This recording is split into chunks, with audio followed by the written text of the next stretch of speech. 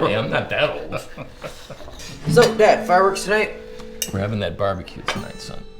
Come on, it's just you and your war buddies drinking and laughing till you can't drink anymore. It's tradition.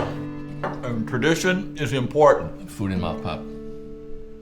It's the 4th of July, hello. It's tradition to blow stuff up. I mean, you were in the Army. You should know all about blowing crap up. We have people coming over tonight, Sam. Let's not pretend to be the perfect family with you playing the role of the perfect father, because you're not. Actually, you know what? A barbecue would be a great place for fireworks. Okay, we could really blow them all away. No. Just enjoy the barbecue, boy.